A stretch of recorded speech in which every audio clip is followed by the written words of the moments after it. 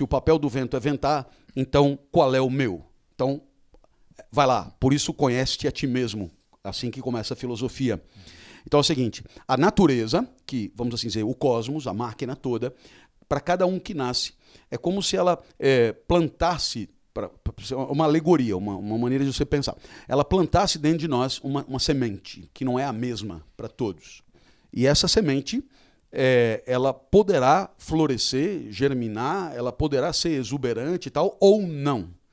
E vai depender do quê? Vai depender de onde você vai viver, como você vai viver, com quem você vai viver, etc. Então, vamos dar um exemplo. Da mesma maneira que o papel do vento é ventar e refrescar, e ele é ótimo para isso, né? Não sei se você percebeu, mas o vento é perfeito para refrescar. Se o vento fosse feito de ferro de passar roupa, ele dificilmente refrescaria. Mas o vento é feito de ar em circulação, então ele é perfeito. Então essa é a ideia. Tudo na natureza é perfeito para cumprir o seu papel, né? O joelho é uma dobradiça e ele funciona perfeitamente como uma dobradiça, né? Aí você vai dizer, bom, mas então, e o meu caso? Então vamos lá. Então vamos imaginar que a natureza tenha plantado uma semente que dá um puta talento para César Cielo nadar. E vamos imaginar que ele tivesse tido um pequeno trauma, uma folgadinha, e ele tivesse horror de piscina. Então ele teria vivido a vida inteira fora da piscina. E ele teria jogado no lixo a sua maior semente. Essa semente eles chamavam de daimon interior. Esse daimon interior é a tua essência, é o que tem de mais genuíno, é o teu eu mais profundo, tá? E aí, por outro lado, puseram lá a sementinha para João Carlos Martins, é músico. E ele viveu entre músicos, ele descobriu rápido qual era a praia dele, aquilo que a gente chama de a nossa praia, é o daimon interior desses caras, né? Então, ele descobriu rapidamente qual é a praia dele, viveu para a música, viveu na música, e aí, o que acontece? Então, esse é o primeiro passo, descobrir qual é a tua praia, o teu daimon interior, e criar condições para viver, digamos, explorando isso. É mais ou menos como plantar uma goiabeira no Polo Norte. Ela não vai dar goiaba. Então, é mais ou menos César Cielo fora da piscina ou João Carlos Martins fora da música, né? Mas os dois deram sorte, descobriram o seu daimon interior e viveram para ele, digamos assim. Agora vem o segundo degrau. Na hora que você sabe qual é a tua praia e você vive, digamos, em harmonia com a tua praia, digamos que o meu daimon interior seja explicar. Então eu criei condições para viver entretendo essa minha semente, que é na sala de aula, com pessoas querendo explicação, etc. Eu poderia, por exemplo, trabalhar na bolsa. Então eu teria jogado no lixo o daimon interior de explicador. Mas não, eu criei condições, eu vivo em sala de aula, eu vivo dando aula, palestra, etc. Muito bem. Agora vem o lance mais legal, que é viver em arete. E o que significa arete? Pega o máximo de perfeição que você pode conseguir, dados os limites da tua natureza. E pega aquilo que você habitualmente costuma fazer.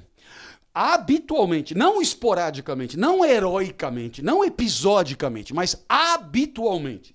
Quanto mais próximo o hábito tiver do máximo que você consegue fazer, mais você vive em arete. E aí, então, os gregos são traduzidos para o português e arete virou excelência.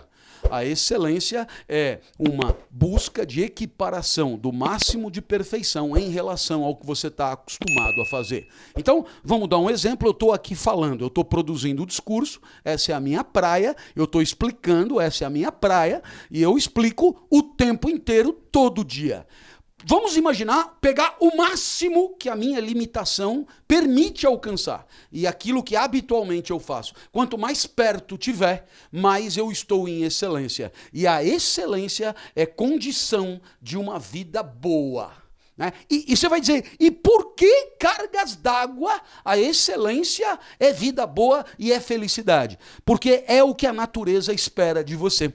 Arete é a sua vida em harmonia com o cosmos, em harmonia com o resto. É como se o que a natureza espera de você para preencher esse quebra-cabeça, essa máquina, né, é você dar o máximo de você mesmo naquilo que é a tua praia. Aí você pergunta, e quando o cara joga no lixo o daimon interior dele e vive, digamos, do jeito que dá, ou do jeito que dá mais dinheiro, ou explorando coisas que não são tão boas nele, porque isso tem melhor salário, melhor coisa e tal, e aí então ele estará vivendo errado. E na hora que o homem vive errado, 2 problemas. Primeiro, ele não cumpre o seu papel cósmico. Segundo, ele não é feliz, propriamente. Então, por isso que a ética do estoicismo é uma ética cósmica. A responsabilidade maior sua é fazer a porra da máquina funcionar direito.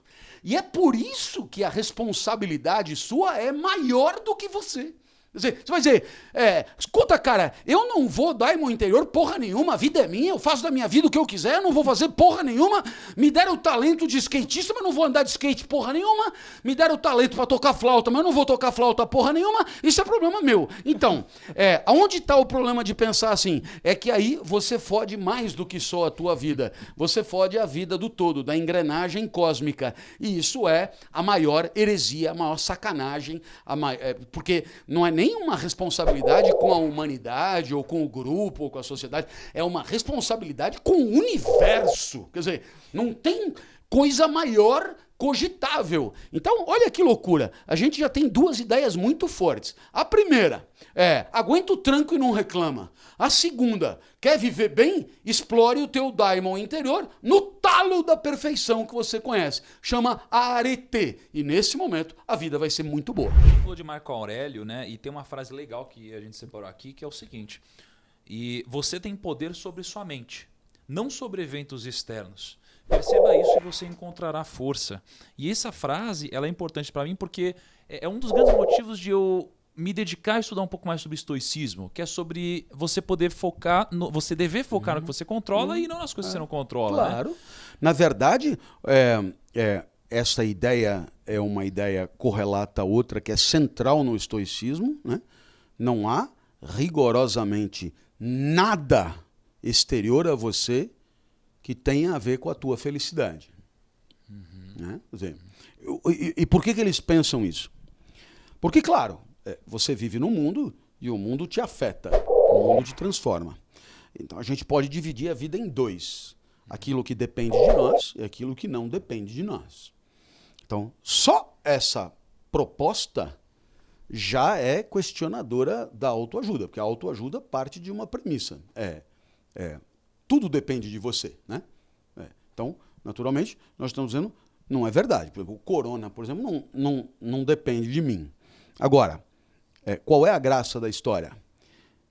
A graça da história é o seguinte: se tem um pedaço da vida que está na minha mão e outro pedaço da vida que está nas mãos do acaso, eu vou dar atenção para aquilo que depende de mim. Para isso, eu preciso ter lucidez sobre isso. Então, qual é a maior contribuição que eu posso dar para a minha vida? É investir naquilo que depende de mim e, de certa maneira, buscar a excelência daquilo que depende de mim. Isso vai garantir felicidade para sempre? Tudo depende do que você chama de felicidade. Se a felicidade tem a ver com o que você controla, pode garantir. Se a felicidade tem a ver com tudo o que você sente, não pode garantir, porque muito do que você sente em função de ocorrências que você não controla. Você certamente conhece a Odisseia. A Odisseia chama Odisseia porque o herói é Odisseu, mas a gente conhece por Ulisses. E Ulisses ganhou a guerra de Troia com o cavalo de Troia. Aí ele queria voltar para casa porque o lugar dele era em Ítaca, com a mulher Penélope e tal, era ali que era o lugar dele, segundo esse jeito de pensar. Só que ele, na guerra, furou o olho do ciclope Polifemo, filho de Poseidon, deus dos mares. E Poseidon resolveu vingar o filho em cima de Ulisses e não deixava Ulisses voltar para casa. Você sabe, na Grécia é ilha e mar. O cara é deus dos mares, eu vou foder esse cara, eu não vou matar ele, mas ele não vai voltar para casa. E aí, Ulisses era um herói, mas não conseguia voltar para casa. Ele parou na ilha de Calipso, que era uma deusa maravilhosa. Calipso, você pode imaginar como você quiser, porque não existiu, mas era uma deusa incrível, tipo, nem consigo juntar. Mas Mas ela tinha, era incrível tinha um quê mesmo? de Juliana Paz, né? tinha um quê de Débora Seco, tinha um olhar de Mariana Ximenes, tinha um sorriso de Natália do Vale, tinha a inteligência da Fernanda Montenegro, tudo junto, assim. Uma deusa, velho. Aí Ulisses chegou lá e Calypso se encantou com Ulisses. E Calypso gostava do riscado. Era de manhã, à tarde, à noite, gostava do riscado. Agora você imagina, velho. O cara chega numa ilha grega, com uma deusa, com ninfas, tipo paquitas, fazendo churrasco de lagosta, coisa Nossa, tal. Nossa, mano. Né? Velho, você vai dizer... Esse lugar é muito louco. Onde que fica esse lugar?